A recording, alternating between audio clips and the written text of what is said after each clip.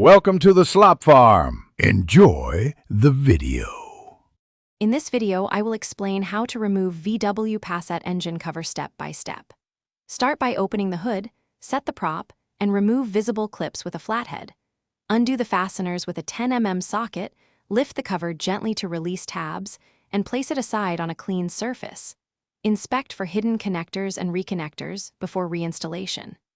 Take photos to remember clip placement and wear gloves to protect hands and prevent oil on the cover. I walk you through the specific tools and simple checks before you touch anything.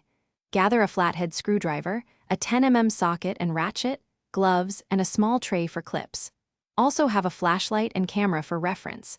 These items keep the job tidy and prevent lost parts or scratches. Work on a cool engine and take your time to avoid breaking plastic tabs. If clips look brittle, plan to replace them to ensure a secure fit when reassembling. Quick recommendation: if this guide is helping you, please subscribe and like to support future car tips. Also check out the Echo Dot smart speaker scene here. It brings your space to life and plays helpful walkthroughs while you work. I put a link and deals in the description for easy access. It's a handy little gadget for music and timers while you work. Thanks for the support, and now let's get back to the video. Follow the steps slowly and deliberately to avoid snapping tabs or losing clips.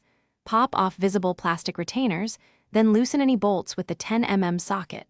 Carefully lift the cover from the rear forward to disengage tabs, watching for wiring clips attached to sensors. If a clip resists, stop and reassess instead of forcing it. Keep parts organized so reassembly is quick and stress-free. Take brief breaks to check your progress and prevent mistakes. Thanks for watching. Consider subscribing if we helped you today.